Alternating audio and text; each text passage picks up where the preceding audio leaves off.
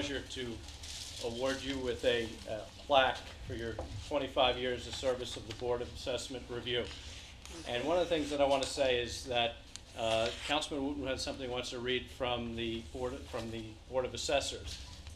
It is interesting in politics how things work out, and it's a little troublesome. I think that we as elected officials and appointed officials have to be held to a higher standard, and you really exemplified that higher standard. Unfortunately, Marge, for those of you that don't know, she had to leave the Board of Assessment Review because she took on a larger role as chairman of the Democratic Party. And so I think I commend you for that. But one of the things that I want to say in reflecting on the last couple of weeks is I realize that it is problematic that that elected officials serve on various boards that could be construed as politically influential. And so I'm going to be introducing on Thursday legislation to the town board. They don't know about it. It's something we've been working on the last couple days. That would be a bar from elected officials to serve on certain boards like the Board of Assessment Review, being an elected official on an executive committee to the Republican, Conservative, or Independence Party, because you exemplify what it meant to be fair and impartial. And I want to remove all doubt from this town, such as Brookhaven has done, that does not allow anybody that is in positions like you held to be a member of an executive committee of a political party.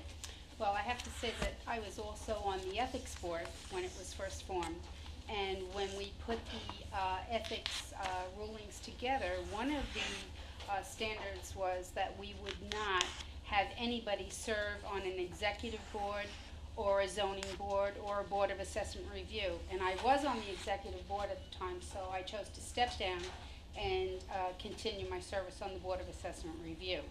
So I think it's wonderful now that you're including elected officials. I mean, they generally don't serve on zoning boards, but I think it's a good start into showing that you are fair. But more importantly, your 25 years of service to the taxpayers of this town for representing us and for fighting for us and fighting for our assessments and making sure that everybody is where they should be. No. And if not, that we get them there. So I do try, and I will say this, I've gone through, and I'm going to include Mr. Kosakevich in this, I've gone through Jimmy Stark, Joe Janowski, Jimmy Stark, Bob Kosakevich, Vinnie Villela, and Phil Cardinelli, and now you.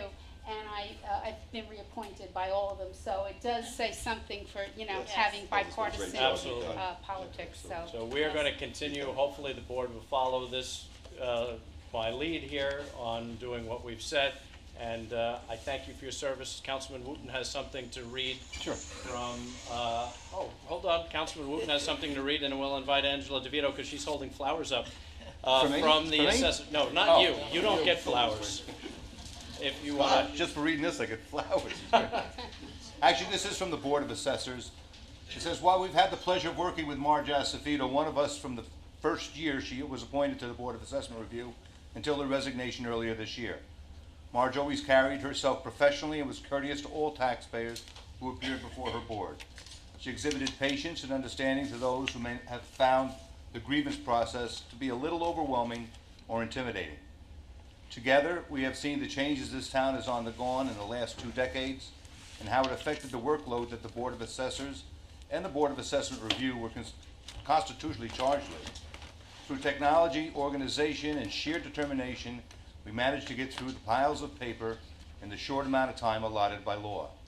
While we can't be there in person as she receives this recognition, we want to wish her all the best in her future, and we join the town board in thanking her for her many years of dedicated public service. Thank you.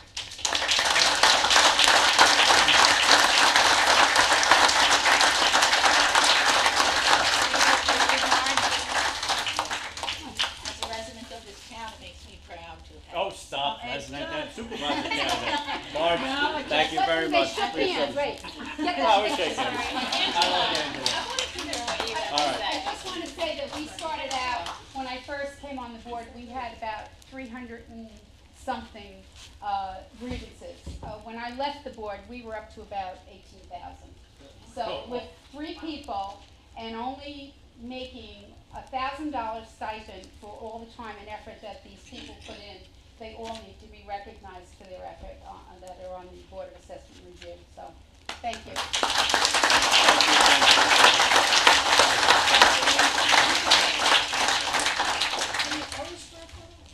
Oh, yeah, do you want us, They want to thank you. we're gonna pose for a photo with you, Marge. Maybe you're right over there. I don't know, you feel comfortable with all these Republicans? I sure do. Hey, I can boom, boom, boom, 1, 2, 3. I don't doubt that at all.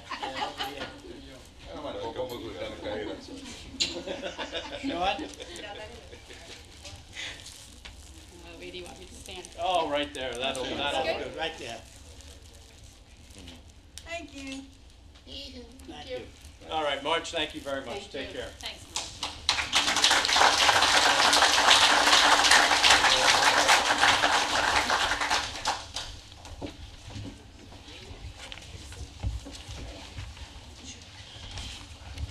All right, just so people understand, we're going to do things a little bit differently today because we have the scoping hearing.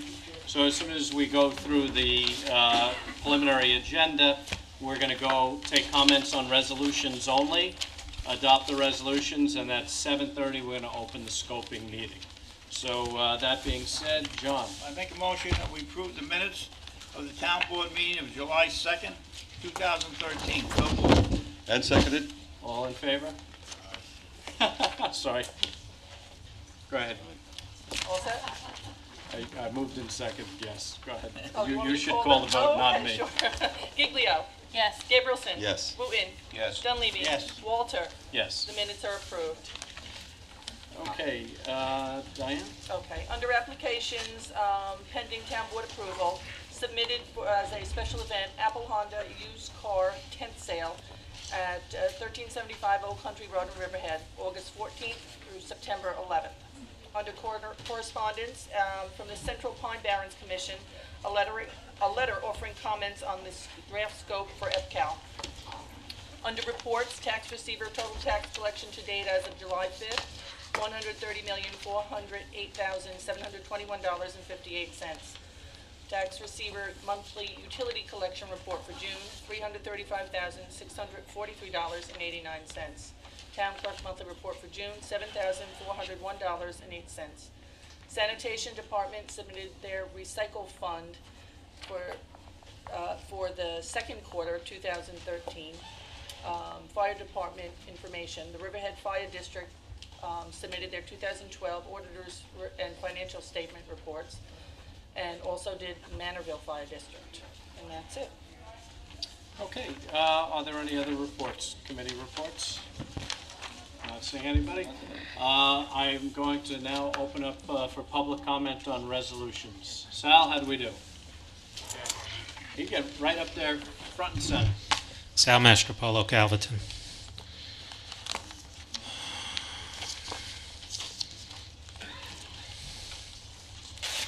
Resolution number 554. First question is, how much are we talking about? The second question is, how come you didn't go to the town attorney or the personnel manager for advice rather than an outside law firm? What's happened here is that the highway superintendent was being sued, and I believe he was being sued personally. He was entitled to legal fees, not legal fees, he was entitled to appoint, for us to appoint counsel to act in his stead.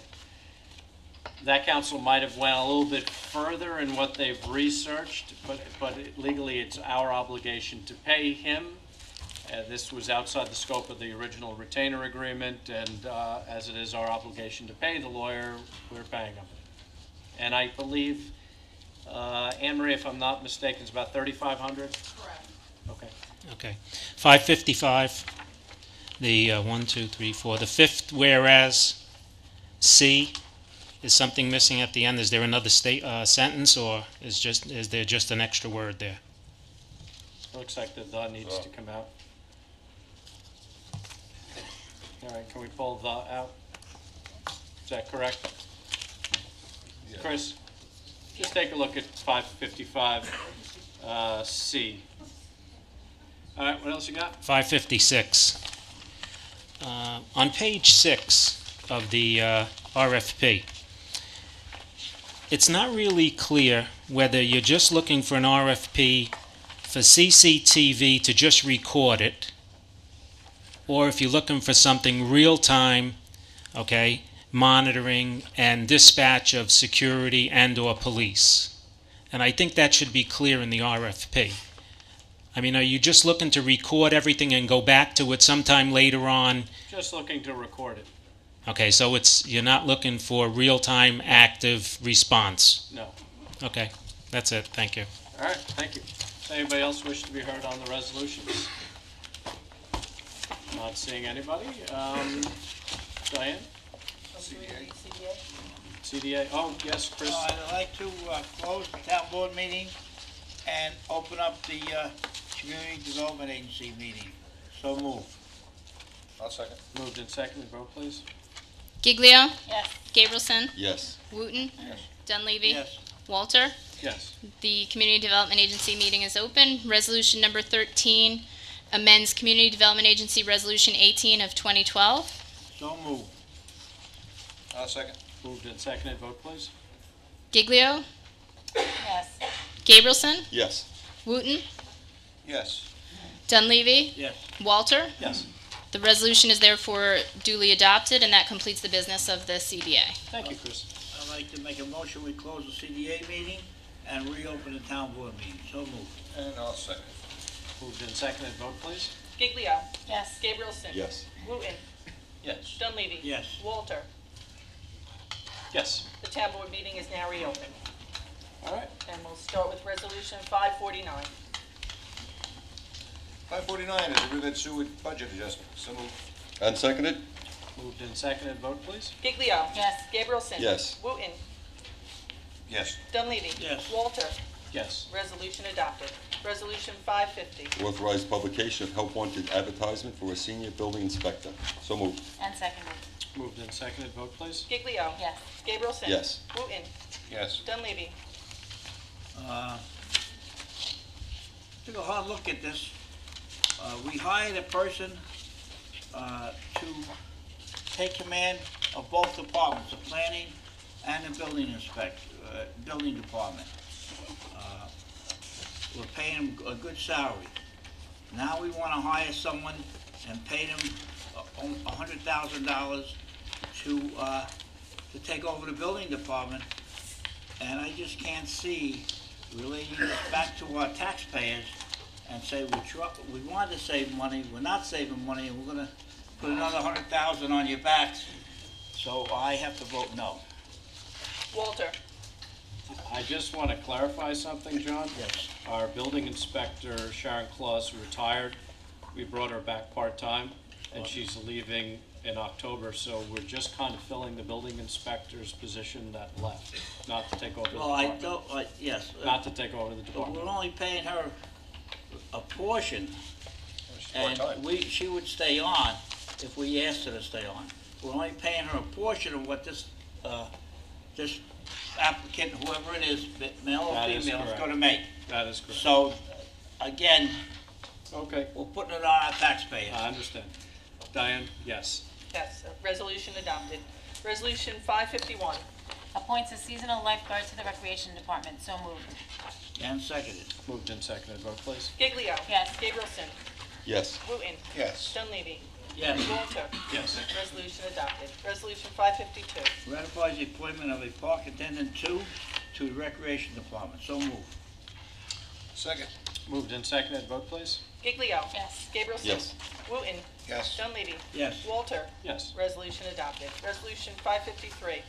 This approves the Chapter 90 application of Apple Honda for August 14th, 2013 through September 11th, 2013.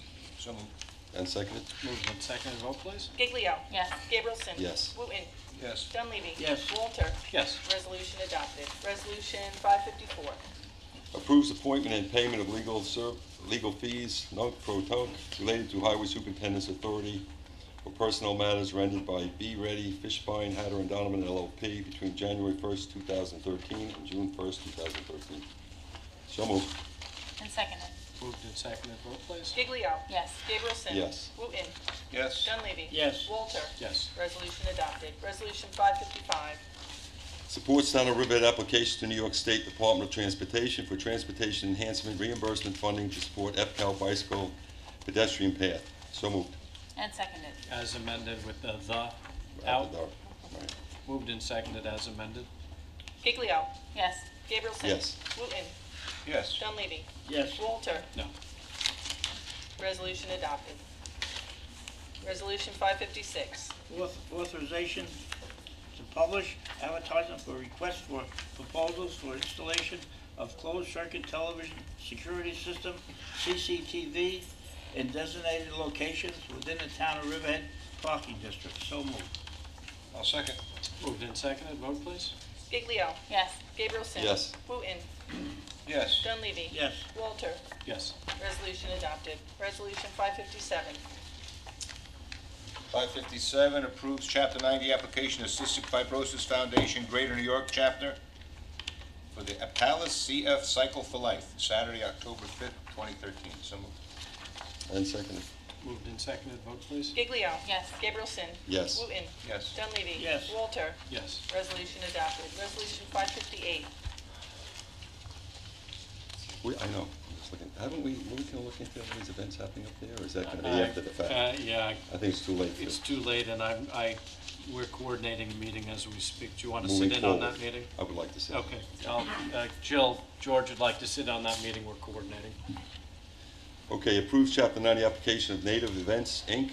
as the Country Fest, July 27th and 28th, 2013. So moved. And seconded. Moved and seconded, vote please. Giglio. Bob, I just want to ask, in this resolution, it says that by Friday, July 12th, they were going to submit the adequate insurance. Did they do that? I can't say for certain. It would have came to Laura's attention, and I don't recall saying that. If they didn't do it, they won't have alcohol.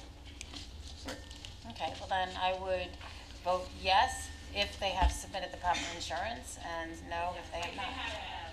They have? Okay, I know I didn't see it. I can't say Thank it. you. Okay. Okay, so Gabrielson. Yes. Wooten. Yes. Dunleavy. Yes. Walter. Yes. Resolution adopted. Resolution 559. Approves Chapter 90 application of Riverhead Foundation for Marine Research and Preservation, the 5K Run for the Ridley, October 26, 2013. So moved. And seconded. Moved and seconded, vote please. Giglio. Yes. Gabrielson. Yes. Wooten. Yes. Dunleavy. Yes. Walter. Yes. Resolution adopted. Resolution 560. Ratifies the appointment of Assistant Recreation Leader 2 to the Recreation Department. So moved. Second. Moved and seconded, vote please. Giglio. Yes. Gabrielson. Yes. Wooten. Yes. Dunleavy. Yes. Walter. Yes. Resolution adopted. Resolution 561. This authorizes the supervisor to appoint a petty cash holder, whoever that is, for the building department. So moved. It's Jim. Oh, that's Jeff. Okay. So moved. And seconded. Moved and seconded, vote please. Giglio. Is there an amount of the petty cash that they're able to keep within that department? $100? This was already established in Leroy's name, it was never changed over when he left, and it was recognized actually this last week. We can double check on it now. Okay, as long as it's limited, but, yes. Gabrielson. Yes. Wooten. Yeah. Dunleavy. Yes. Walter. Yes. Resolution adopted. Resolution 562. Adopts local law amending Chapter 62 entitled Excavations of the Rivertown Code. So moved. And seconded. Moved and seconded, vote please. Giglio. Yes. Gabrielson. Yes. Wooten. Yes. Dunleavy. Again, I think this puts an added burden on our farmers for them to try to grade the land, and then at 2 of this section 1 says shall not change the natural grade or slope or natural drainage existing on the subject property prior to the above described activity. So if they want to grade a hill down, Right. Well, They John, go- they That's gonna only, change. That's only not if they're correct. bringing material What? on, or that's not if they're just moving soils around that Yeah, they're they can not- move it's soil. under the part, right, when you're seeking to remove soil from the site. Right. It's Right. Okay, so if it's on the site, the farmer can move it around, Move it no around if permit. it It's wants. just when you're removing it off the site. Correct. And this has been vetted through Farm Bureau, through the Right, State it's Attorney's been- Office, right. through, Right. it has been vetted. I agree, Joe, when I first picked up that same point at work session, I'm like, wait a minute, but then if you go back, you'll see it's only when the Well, seeking it to move says soil. provide the removal of soil Soil. shall be limited to the amount of material necessary to plant and harvest crops. And 2, shall not change. Right. So they're talking about that removal of soil, that's what you're saying. Right, removing from the site. Taking Not it from, All taking us, it changing from. the sand, grade. line, et cetera, right. Okay. But on site, he's good, the farmer can move stuff around like he did. correct. Right. Okay, I vote yes then. Walter, Yes. resolution adopted. Resolution 563. Adopts a local law amending chapter 108 entitled zoning of the Riverhead Town Code, Article 26 site plan review. So moved. And second. Moved and seconded, vote please. Giglio. Yes. Gabrielson. Yes. Wooten. Yes. Dunleavy. Yes. Walter, Yes. resolution adopted. Resolution 564. Pay the bills, so moved. Second. Moved and seconded, vote please. Giglio. Yes. Gabrielson. Yes. Wooten. Yes. Dunleavy. Yes. Walter, Yes. resolution adopted. Okay, so I'm going to take public comment for about 7 minutes on anything that anybody wants to discuss with the town board that is on their mind. Does anybody wish to be heard for the next 7 minutes? Not seeing anybody. Dominique Mendez. You got 5 minutes to fill. Oh, I will be like 30 seconds, actually. I just wanted to thank the town board for passing resolution, which were they, 582 and 583, and to deal with some of the land clearing issues we've had and clearing of trees and all that, the excavation code, and I think that was the right thing to do. Was a good move at getting up to speed with some of the other towns, and wanted to thank you on behalf of the RNPC for that. 560. Thank you. Thank you. Anybody else wish to be heard today? Not seeing anybody. I guess we have 5 minutes to spare. Do we? Don't push it. Why don't we take a 5-minute recess? Can the board come back at exactly 7:30? Yes. Okay, 5-minute recess. Thank you. Hearing will be held before the town board of the town of Riverhead at Town Hall, 200 Howell Avenue, Riverhead, New York, on the 16th day of July, 2013, at 7:30, on the draft scope for the draft supplemental generic environmental impact statement supporting the proposed action, to wit, the creation of a conceptual development plan, reuse and revitalization plan, including subdivision, referred to as the alternative subdivision sketch C, for Enterprise Park at Calverton, dated April 26, 2013, of the EPCAL property into 50 lots for ultimate redevelopment with a mixed use, e.g. businesses, commercial, retail, industrial, residential, recreation, utilities, and the retention of a substantial open space. The amendment of the Town of Riverhead Comprehensive Plan, the amendment of the zoning code and zoning map of the Town of Riverhead, and to rezone 2,323.9 acres of the EPCAL property consistent with the reuse and revitalization plan for the property owned by the Community Development Agency within EPCAL, described as approximately 2,323.9 acres of real property located on south of Middle Country Road, State Route 25, north of Grumman Boulevard, and east of Wading River Manor Road, County Road 25. Calverton Hamlet being more particularly described as Suffolk County Tax Map Number 0600 135 1 Lot 7.1, 7.2, 7.3, and 7.4. Please take further notice that the town board shall accept written comments on the draft scope for the draft supplemental generic environmental impact statement at any time prior to the hearing and for a period of 1 week after the close of the hearing. Please submit all written comments in a sealed envelope clearly marked comments to EPCAL reuse and revitalization plan draft scope of issues, and all comments must be received, mailed, or hand-delivered to the office of the town clerk, 200 Howell Avenue, Riverhead, New York, 11901, on or before July 23rd, 2013 at 12 noon. I hereby open that hearing.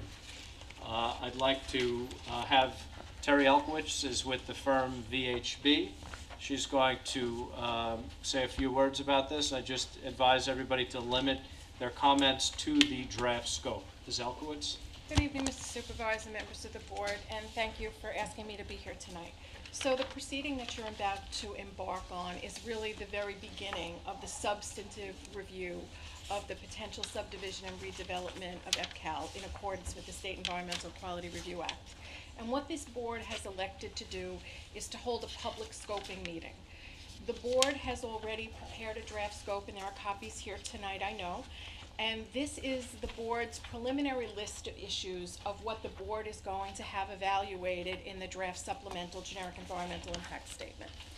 So the board should be commended for getting the public involved so early. So the purpose of tonight is for you to hear the comments of the people that are here orally, also if they have written comments, and as the supervisor said, up until July 23rd, they can submit additional written comments. Now, what the board has proposed is a very comprehensive evaluation of this redevelopment plan. And what you're going to be studying are various components of the overall subdivision and redevelopment. As the supervisor briefly said, the board is going to be studying the adoption of a reuse and revitalization plan for the EPCAL property. It's going to study an ultimate amendment to the town's comprehensive plan so that it conforms with the reuse plan that you ultimately adopt. You're also going to be creating a planned development district that will set forth the types of uses and types of development that the board would like to see at EPCAL. Ultimately, you would rezone the EPCAL property into the planned development district and set forth those guidelines. And then you would, ultimately, the planning board would approve a subdivision and a redevelopment of EPCAL in accordance with your zoning district. Now, the town should, everyone here should be aware that the town has been working very closely with the New York State Department of Environmental Conservation to put forth a subdivision plan that the DEC could, thought was worthy of evaluation and study in the GEIS. And it shows that there are 50 lots with the eastern runway remaining open and operational. And the subdivision plan includes many components that would protect the environmental features that not only the DEC, but many of you and many people in the public are concerned about. The plan shows 1,000-foot radius, protected radius around all of the wetlands to protect tiger salamander habitat. It provides approximately 596 acres of grassland for various endangered species. It preserves a minimum of 59.5% of the overall site. And the draft scope, for those people who haven't had the opportunity to review it, explains that the board will be including a very detailed project description, everything that they're proposing, and it would study the impacts of its proposal on land use and zoning, socioeconomics, community facilities and services, transportation, air quality, noise, infrastructure, cultural resources, geology, soils and topography, water quality and hydrology, terrestrial and aquatic environment, petroleum and hazardous materials. After you do those studies, your GEIS will also set forth all of those mitigation measures, like the protection, the preservation of land, to minimize environmental impacts, and you will also be studying alternatives. Now, with respect to procedure, after the comment period on the draft scope closes on July 23rd, the SEQR regulations require that the town board look at all the comments that it receives and then promulgate a final scope.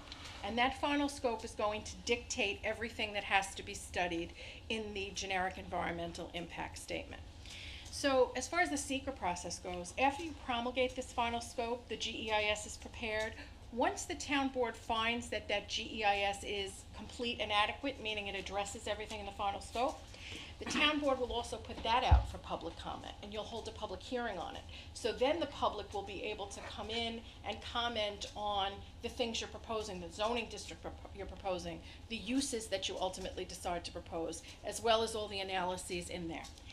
After that public comment period on the substance of the matter and the substance of the GEIS is concluded, the town board will prepare a final supplemental generic environmental impact statement. responding to any comments that the public makes, and also making any changes that you deem necessary to your proposal based on those comments or the comments of involved agencies. Now, I know that the town board has already received some comments on the draft scope, specifically from the DEC, from the Central Pine Barrens Joint Planning and Policy Commission, from the Suffolk County Department of Health Services, from the Suffolk County Department of Economic Development and Planning, from the New York State Department of Transportation, and from the Manorville Fire District. You also received correspondence from counsel to the Wading River Fire District, although that letter did not really comment on the draft scope. It's solely related to your lead agency coordination. So, Mr. Supervisor, at this point, I would recommend, unless you or the board has specific questions of me on the process, that you open up the hearing to comments on the draft scope. All right, let's open up the hearing to comments. Who's first? Yes, sir.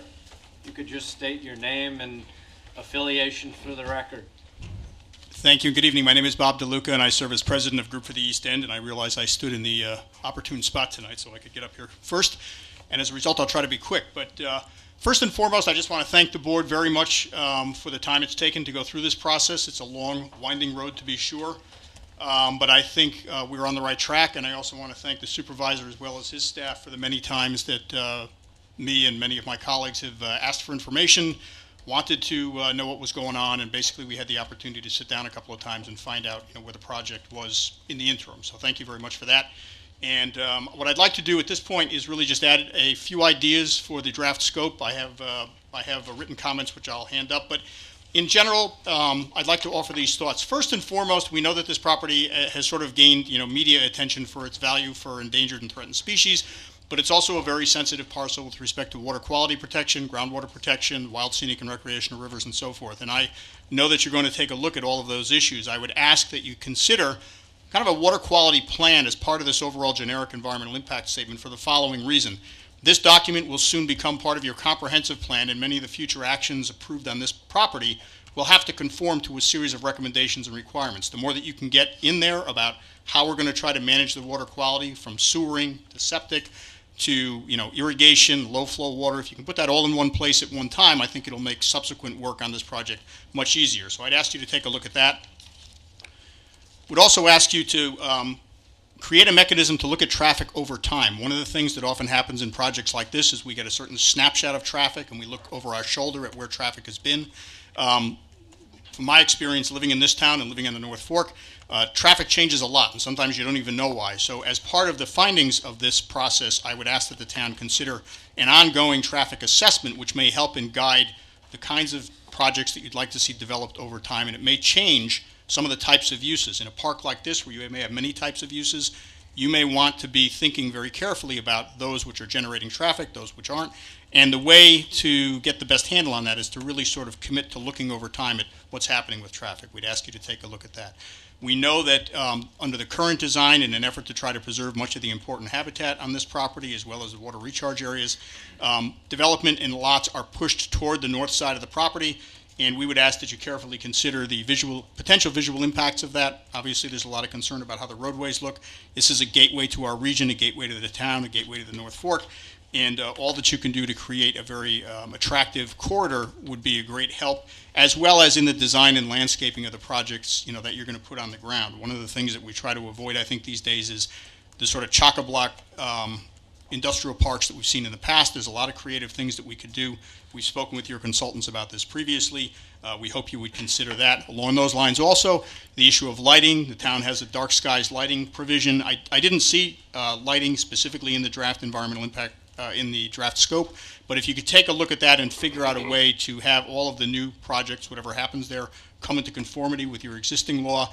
And you may want to think about how to get things that are out there now conforming over time. One of the ideas I had was putting a business improvement district out at EPCAL, and maybe that would be a way to fund the maintenance and operations of things over time. Just one way, to get it done. Conservation management plan. We obviously know an awful lot of time and effort has gone into trying to protect and preserve the right parts of this site, the contiguous grasslands, the wetlands, and so forth. That's going to require a management plan and a strategy to get it done operationally. We would certainly offer any expertise and help that we have to work on that, but we know that the town and its findings on this GEIS will need to have a plan that's basically going to be able to be implemented over time, and that's not always the easiest thing to do. So again, we would ask you to take a careful look at that. With respect to ongoing public input, the current legislation passed in the state of New York provides for an accelerated approval process in certain cases where you have your permits in place in conformity to the GEIS. I don't know how this is anticipated to play out, but I would ask that the town always provide some level of consideration for public comment, like we have now on site plans and things like this. Good public comment and discourse always makes a better project, and that doesn't mean necessarily that you're stopping a project or slowing it down. That input's important, and it's certainly important on a property of this size in a project of this magnitude. Just a couple more. One of the things which I was trying to think about how it might work is consistency with the GEIS, and I think it would be helpful for reviewers down the line to understand how the GEIS factored into the comprehensive plan, and then projects reviewed, how does that work? In other words, how do we take the recommendations and findings of this GEIS, and how do we make sure, and how does the public have confidence that those findings are going to be applied on a project-by-project basis? Whatever that process is, whatever you come up with, it would be great to have a discussion about that before rather than after the project is done or on its way. In line with that, also measuring success over time is going to be important. So it would be very important for the town to create a strategy for how do we know 5, 10, 12 years from now that we've conformed to all of the things that we spent several years trying to figure out that we wanted to do? Whether you have a working group or you hire a consultant or you do it through planning staff, measuring the success of the plan over time is going to be important for everybody. And I think that's something that you'd want to do, and this is an opportunity to talk about that. The last two, we always, in a project like this, look at the issue of will this generate additional sprawl or other things happening around it. Please take a careful look at that. This concept of satellite sprawl, other things popping up that you didn't expect. Take a look at that, see what the land use is around there, see what changes you might want to make or have to make or maybe don't have to make. But just make sure that outside the perimeter of the property is as carefully thought about as inside, and you'll certainly have the best plan. And my last point really would be that in talking about the preservation of land on this property, an awful lot of time and energy has gone into it. I would ask the town to take a look at how you want to manage public access over time. There's risks and benefits. Obviously, it's a wonderful place for people to experience a part of nature that is increasingly not here on Long Island, grasslands, as well as other things. At the same time, you won't want the place overrun with people, or you basically negate the very thing that you've tried to protect. So to the extent that you can take a look at how you would manage that, it's also an opportunity for scientific endeavor, of which there's a great deal of interest. And all of those things really are important for consideration in a GEIS. At the end of the day, you'll want to have the full complement of recommendations and priorities and findings that will guide and lead this project for the next 15 to 20 years. And as I said before, I'm very happy to see that the project has gone in the direction that it is, and I thank all of you for your patience and time, both in listening to me and in going forward with a project that's very important to this community. Thanks very much. Mr. DeLuca, thank you. Next. Is anybody else?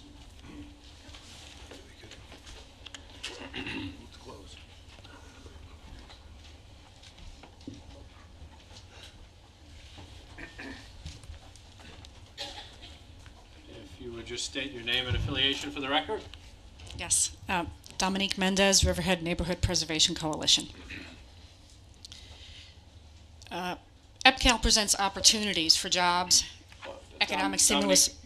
Can you have a written too? So written comments, could you present them afterwards so we have them? If that's written that you're reading. Yeah, but I've made a couple edits, so I'll get it to you guys tomorrow. Thank you. Yeah, I know it'll help in transcription too, I imagine. Yes. Yeah, in fact, I'll email it to you this way. I don't have to retype it. Thank you. That's fine, thank you. Sorry. EPCAL presents opportunities for jobs, economic stimulus, and taxes, if done right. If done right, what's built there can complement our economy, our way of life. If done wrong, it can go far to urbanize this area, replacing natural vistas with a concrete jungle, polluting our water, disturbing our wildlife, creating gridlock, and even costing the taxpayers money. So we have some concerns. There's a vague description of planned mixed-use development, and that concerns us. We're concerned that there could be a substantial amount of permanent residential units being contemplated.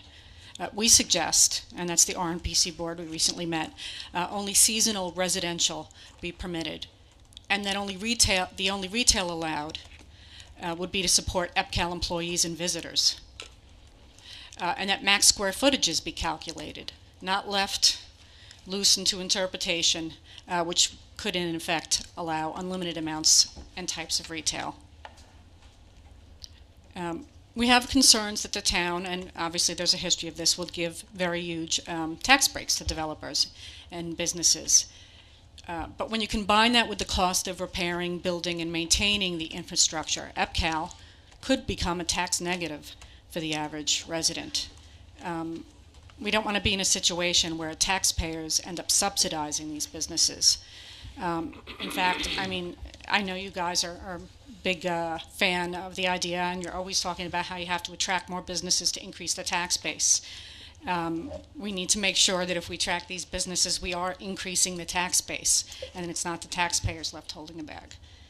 So when conducting the socioeconomic analysis as part of the DSGEIS, not only the potential tax revenues, but also the potential tax base must be considered. We didn't notice that in the DSGEIS. That would give you a more accurate analysis of the true implications, tax implications of development.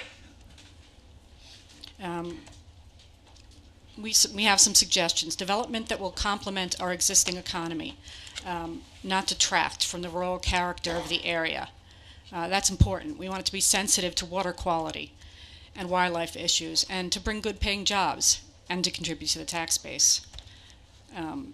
That is why we only want the retail to support the EPCAL community.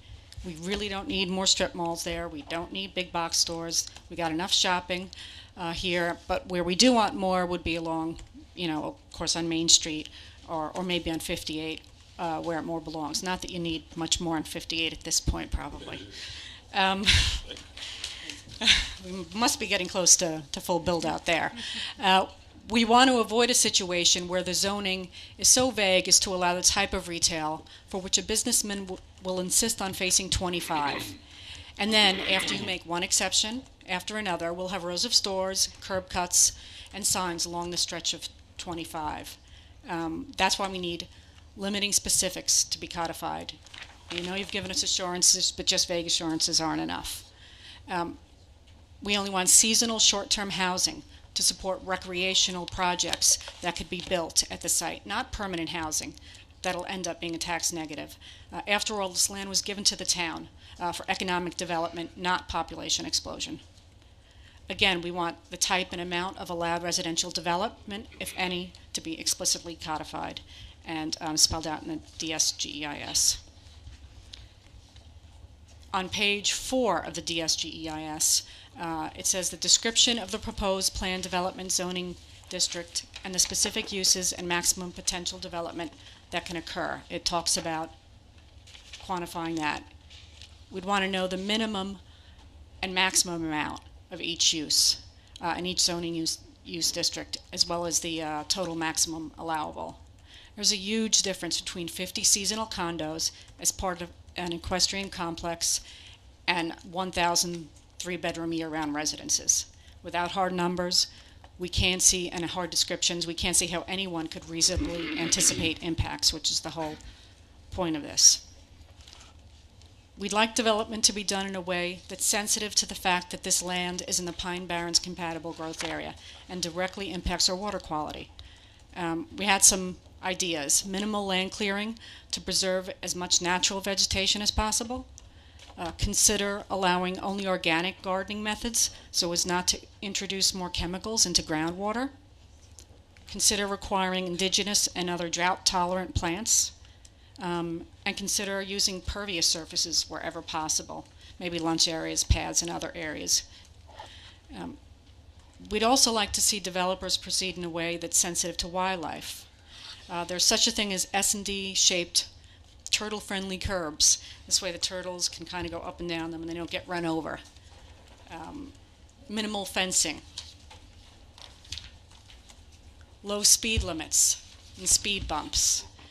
I know when I go to Brookhaven Lab, certainly that's something they take very seriously over there, and they watch the speed because the deer population, you're probably going to have that issue there in EPCAL. And minimal and no use of pesticides and fungicides that poison wildlife as well as the water. we believe it's important for you to consider the aesthetics carefully, and Bob talked about this a bit. If you do this well, passersby will hardly know EPCAL is there. How this property is built out, especially along public routes, could detract from the existing rural community character and quality of life, or can complement it. If you do it poorly, it would look like Route 25 in Center Reach or Route 58. Keep existing vegetation as buffers and plant natural buffers on generous setbacks from public roadways. We can't forget there's a recreational path too around there. Bikers and walkers shouldn't have to look at dumpsters and the backs of buildings. This path should be an incredible asset to the EPCAL community as well as the broader community, but not if it's spoiled by unsightly development too close to the path. We noticed something on one of the study maps. It indicated that the property owners will be maintaining the bike path. It seems to make more sense to us for the town to be responsible for that. Maybe it's funded in part by the people there, but in order to ensure that the path is properly taken care of, we would want and ask that the town take care of that. The RMPC believes that engaging the public will result in development that's better for the overall community, and we anticipate 2 opportunities for additional public involvement.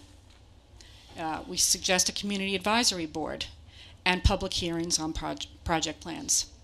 These can be convened in very timely fashion, but we believe it's essential not only to the community, to involve the community more in this process. A final concern is the 90-day approval will result in a rushed look at plans, and that there will be such pressure to approve from a financial and philosophical perspective that plans do not actually meet the zoning could become approved. We've unfortunately think we've seen things like that happen before. Certainly it's not just in this town that these things happen, and other towns, but this process, a rushed approval, a 90-day without public input, is really ripe for the escalation of those sort of things. A community advisory board composed of people with different points of view than the average developer or businessman or politician could help avoid rubber stamps and preserve the integrity of the approval process. We also noticed, I'd like to mention some things that were missing or maybe incorrect. On the DGIS, there's a list of DEC approvals required on page 3, but it fails to list a permit from the DEC to allow the recreational path. In the market study, there's talk about the agribusiness food processing discussion, and I think it might have been done before Jay King's opened that plant. So what we're suggesting is that the new business should be incorporated into the text, because you might be overstating the need for those sort of facilities if you weren't aware of that Jay King's facility. And again, I think that probably came after they were working on this study. The discussion of the airport air cargo use doesn't acknowledge that a referendum on the EPCAL airport was defeated in 2001. That kind of seems to be missing from the study, and we thought maybe that should be reflected. The last thing is, I think there may be a mistake in the market study on page 57. It's under professional auto racing. The heading states, based on this, and this is what it says verbatim, based on this information, it is not recommended that development of a major racing venue not be pursued for the EPCAL property. That's a double negative, and in common U.S. English, that means it's a positive.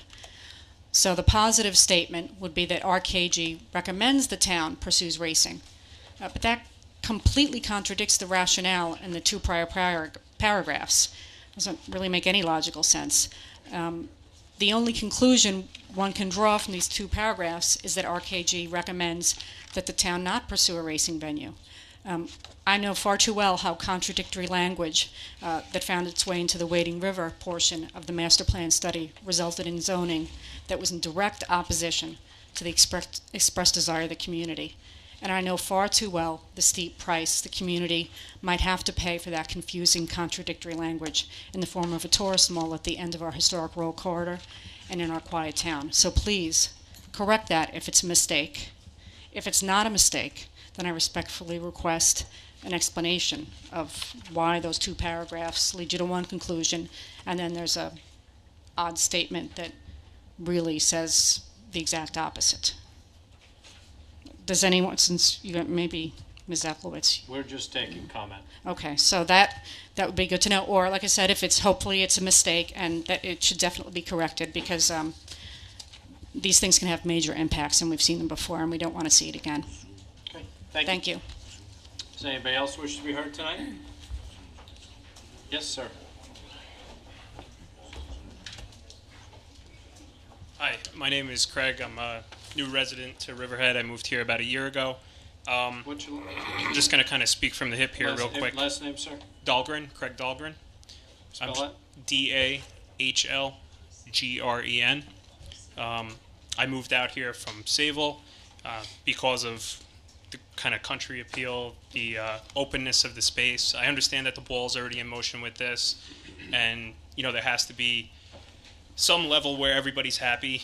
People that want something built, people that don't. I would just like to hit on what was said by the previous two speakers about just doing it in a tasteful manner. Where I came from, up at that end of the island, it's you drive down Sunrise Highway, the Long Island Expressway. It's really disgusting. It's strip mall central. There's litter everywhere. It's not something that you want to have, to the gateway of the North Fork. It's gonna, I think it's gonna kind of give people a sour taste as they're, traveling from up island, and all of a sudden they start to get to this, nice, beautiful open space, and it's not there anymore. So if we can do it in a tasteful manner and just kind of, limit some of the sight of it off of the roads and whatnot. Also, I'd like to point out one thing that I think is a mistake here on the environmental impact statement on page 3, number 10. It says at the site, does hunting, fishing, or shell fishing opportunities presently exist in the project area?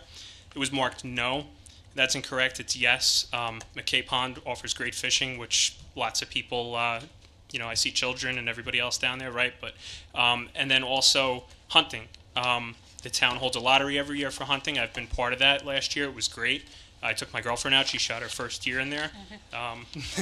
So, portions of this property will affect that opportunity that we've had as that privilege that we've had as town residents to hunt in EPCAL.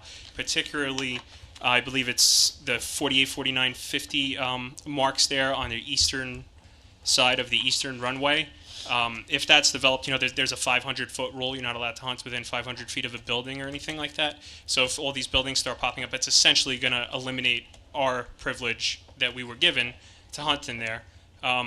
The northern side of it along 25 there, that's something that no one did hunt in. So, maybe if we could gear the building towards that side and kind of keep enough open space that the other residents of town that have other interests can still use the land, not essentially be blocked out by it.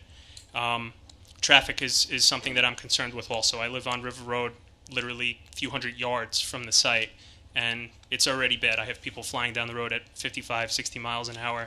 I can't imagine what a lot of extra traffic is going to do to the road. Maybe if it can be geared towards the larger road, 25A, and kept off of the secondary roads to the south of the property, I think that might be a good move. There is less residents on the north side.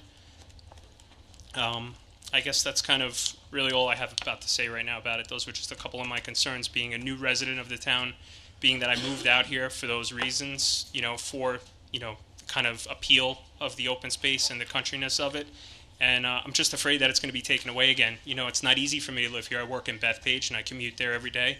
It would be a whole lot easier for me to live in Nassau County, and I would just hate to see this area become Nassau County, because there's not much of Long Island left that's like this, and I think we just need to really be careful how we do it. That's about all I have to say. Thank you, sir. Next. Good evening, George Bartnick, Baiting Hollow. I am a member of the town's Alternative Transportation Advisory Committee, and these following statements have been submitted to the town clerk in writing, but I'll read them for the record anyway. The following comments regarding the draft scope of the draft generic environmental impact statement for the development of the subdivision plan for EPCAL are submitted on behalf of the town's Alternative Transportation Advisory Committee.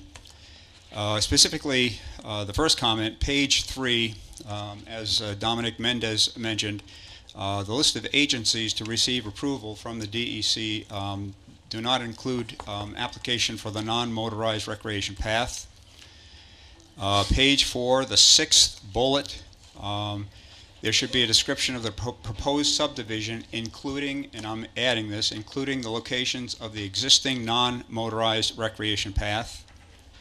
On page 5, the land use and zoning section, add a reference to the requirement of easements for the existing non-motorized recreation path across the proposed subdivision lots. Additionally, any development or proposed lots that alter the route of the existing non-motorized recreation path, or that alters the ability to use Line Road for this part of the recreation path, should require the town or the purchaser of the proposed lot to pay for the alterations of the path. Under the same section, second paragraph, third sentence, the GEIS will describe and quantify the areas to be developed with buildings, parking areas, roadways, walkways, with in addition the non-motorized recreation path, etc., continuing with the rest of that part. Page 4, the 4th bullet, add recommendations for the improvement to the rail crossing and the entrance to Berman Boulevard for the proposed future route of the non-motorized recreation path and the intersection of the north entrance to EPCAL for safety reasons, and the existing location of the, again, the recreation path. Page 8, the 6th bullet, include reference to the use of the existing and future development of the non-motorized recreation path. Thank you very much. Thank you, sir. George, are you going to submit that written comment? It already has been submitted email Thank you. to Diane. Yeah.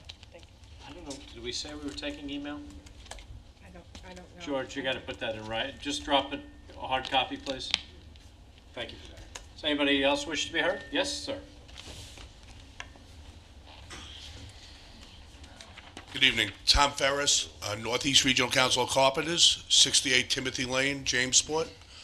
A lot of people, I understand their concerns about development, and I live out here, and I want it to look nice, but I don't want to put so many roadblocks so we can't develop this land. All these guys here, they came out here, some from Nassau County, Hempstead, all over the place, to try to come out here and at least show a presence here that we need jobs, we want jobs, and we're all for doing it smart. But let's not put so many roadblocks and detain this thing. Let's get it on the tax maps, and let's get this project going as quick as we can anyhow. Thank you. Thank you, Tom.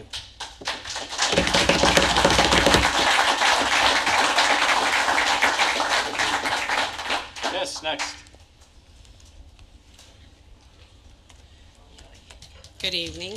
Georgette Keller, South Jamesport, and I'm also on the board of RNPC, and we've been reviewing these things, so I can say with what Bob DeLuca said, ditto, and Dominique, ditto, and even the previous gentleman from out in my neighborhood on Timothy Lane, ditto.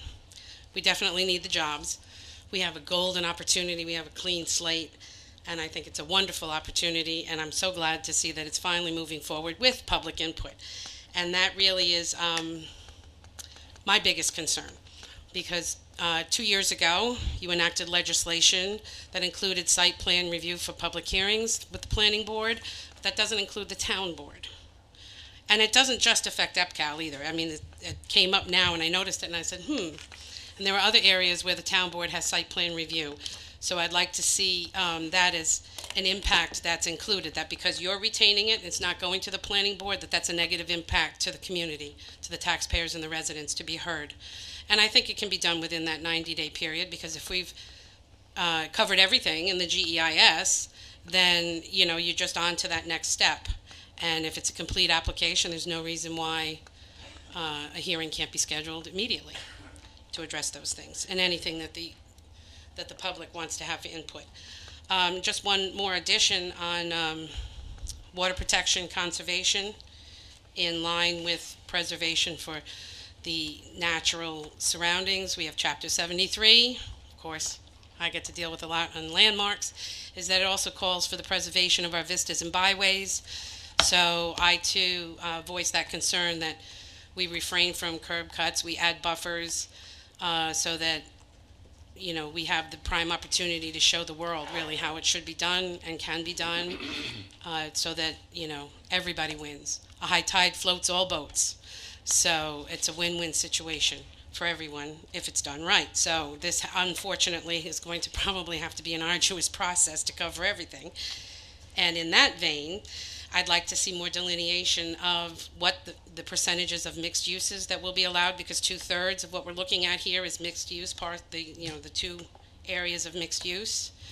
And the impacts change depending on what those percentages are. And that within all of that framework, that there is the limited landscaping to protect water quality.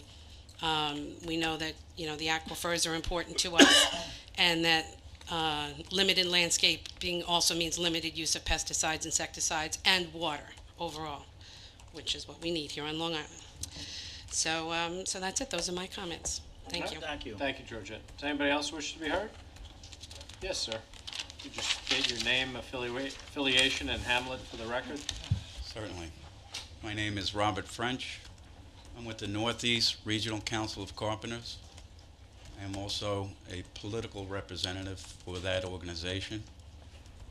I've met some of you and had the privilege, and I've yet to meet others. And I look forward to meeting you, speaking with you, and hopefully working along with you. My concerns with this project and a project of this magnitude really, I think, hits home to everybody. I've heard a lot of talk about buffers for turtles and offsets for salamanders. I'd like to talk about another endangered species here on Long Island, and that's our youth. I think we've all read and heard about our youth leaving Long Island in droves because they don't have the economic opportunities to live and work here on Long Island. So I would urge the town board of Riverhead to consider apprenticeship language with a project of this magnitude. I think it's long overdue. There are not enough opportunities for our youth here on Long Island and in Riverhead. Not everybody can afford to go to college. So I think apprenticeship is a good alternative for our youth to prosper here on Long Island, continue to grow and raise families in Riverhead and other communities here on Long Island. So once again, I urge the town board to consider putting apprenticeship language in a project of this magnitude. Thank you. Thank you, sir. Thank you.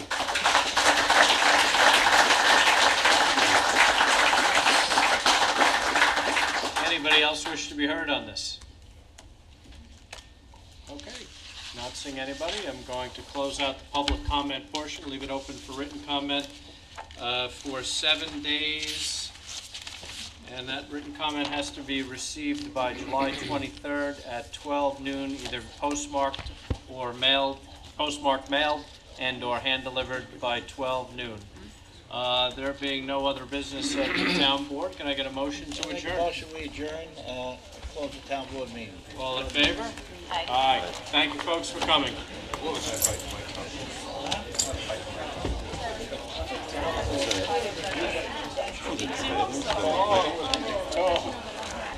wasn't. You should be commended.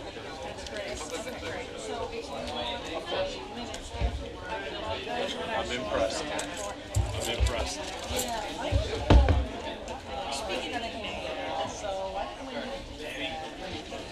Got a woman. Yeah, that's right. I'm gonna take this off first. It was heat. I stuck it out. You for 5 stuck it out. minutes.